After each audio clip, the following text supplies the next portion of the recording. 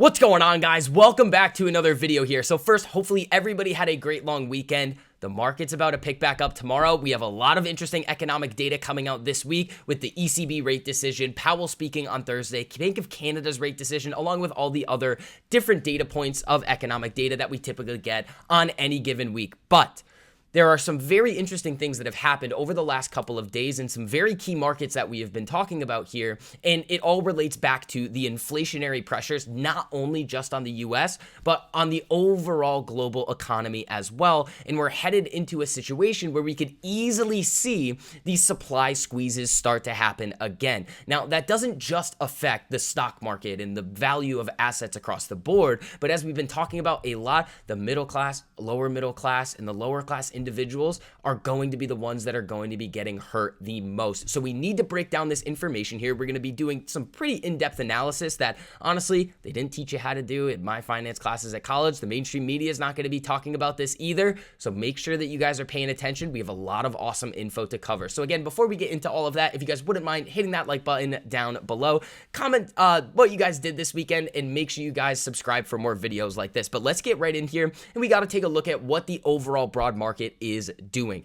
The S&P 500 ETF, the SPY, has just gotten this daily cross down with 1348. Again, most profitable EMA crossover strategy, and you're starting to see price really start to come down to the downside or negative direction. Now, we did call this 430 top, came back down, the bounce off 390 that we are talking about, but if we start to slip below those 390 levels coming in pretty soon over this week, which it's possible that does happen just due to the amount of fear coming out about our Fed meeting that's going to be coming up a little bit later this month, the ECB, the European Central Bank rate decision coming out, the Bank of Canada's rate decision, we could easily start to see that cascading wave of selling. And like we talked about in that gamma squeeze video, we could easily start to see that snowballing effect of price coming down just based on all of the hedging that needs to be done with all of those put contracts being bought. And again, on the 5-minute time frame here, you get a really good indication of how volatile these markets are going to be. This massive sell-off on Friday, again, was predicted by our Invictus algorithm here that predicts these crosses before they happen on this 5-minute time frame here. Again, if you guys do want to come to the best place to learn how to trade, make sure you guys check out that link down below. We have some really, really cool things about to come out for you guys. We have Pythagoras, Trader Joe, all of the alerts, the live streams, the curriculum videos. Again, if you guys are interested, check out that link down below there. But overall,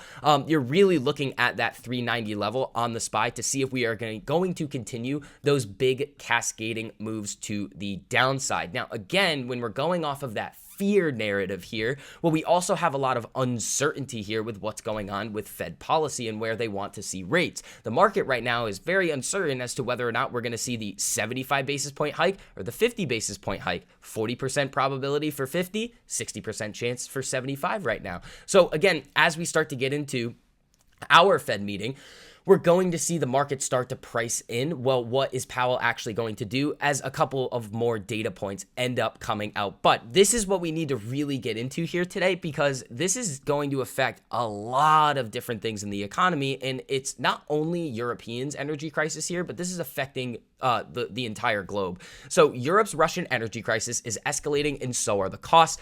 Europe's energy crisis is deepening as Russia further limits exports of natural gas, forcing governments to spend billions to protect businesses and consumers from soaring bills as the region slides towards recession. Now, looking at this data here, remember, we were talking about this last week that the European countries were trying to put basically a price cap on Russian oil. And the conclusion of that analysis there was it probably wasn't going to do all that much. We move into this weekend here, and OPEC actually starts to cut output.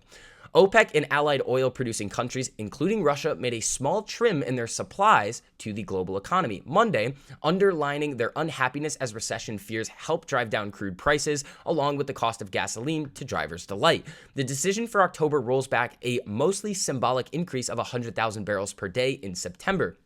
It follows a statement last month from Saudi Arabia's energy minister that the OPEC Plus coalition could reduce output at any time.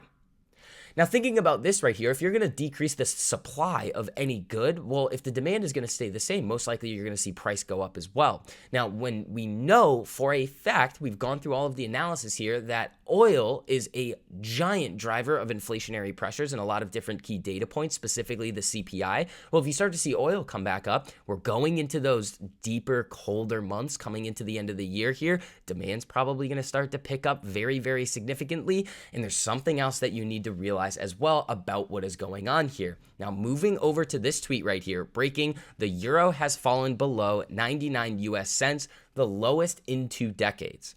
The reason why this is so important is you have to understand how these oil transactions are actually taking place. Coming over to this Investopedia article over here, crude oil is quoted in US dollars. Countries that import oil pay for it in the greenback. Now, think about it like this. If you were seeing a situation like we're seeing right now, where not only is the actual oil market seeing these supply and demand shocks, but you also have to convert your currency into dollars, then buy the oil. Well, if those transaction costs and the currency conversion costs and the amount that you're going to be able to basically convert into US dollars is changing significantly, well, that creates another aspect of volatility coming into this market that makes it even more difficult for these oil prices to actually come down. Here's the other thing that a lot of people don't realize. Do you know what happens when the Fed raises interest rates? The value of the dollar continues to go up. So even though the Fed is going to be combating inflation, they can't really control what's going on in the oil market here. So oil being a key driver of inflationary pressures, the Fed on the other side and a lot of these different central banks could continue to increase interest rates, not solving the actual problem of inflation here and pushing everybody deeper into a very significant recession. Now, going into kind of a little bit more of what's going on in the EU right now, there was this news article that came out of France today that the government has asked the SNCF to study the possibilities of reducing the number of trains in circulation this winter if major electricity shortages were to occur. A dark scenario that would only be used as a last resort. When you think about what's going on right now with energy prices and inflation, these are things that you have to be aware of, especially if you have money at stake in these markets. What this is most likely going to lead to is a lot of volatility coming in, not only in the oil markets here, but if we kind of see what we just briefly spoke about, where all of these central banks are going to continue to increase these interest rates to try and combat the inflationary pressures, it's not actually solving the actual problem here. Because think about it like this. If you're going to come in and say, okay, well, food prices are very high, you're starting to see a lot of increases in grocery stores. Well, you have to think about kind of the supply chain of how you get food from one place to another. Oil. So oil is in a lot of different things here. And if OPEC, if we don't see this situation start to resolve itself in Russia, or if we start to see the EU get behind on some of these different kind of mandates and fixes that they're going to need to put in order to not see oil prices spike out of control and hurt everyday citizens, we could be in for some very, very volatile markets here. So guys, I wanted to make sure that you guys had all of this information here, and hopefully you guys learned a little bit about exactly kind of how the dollar is affected in oil prices, or how these different movements in the US dollar is actually kind of affecting oil and what actually happens to the dollar when the Fed actually raises these interest rates here. So guys, that is going to wrap up this video here. Hopefully you guys enjoyed. Drop a like down if you guys did. And other than that, I'll see you in the next one. Peace.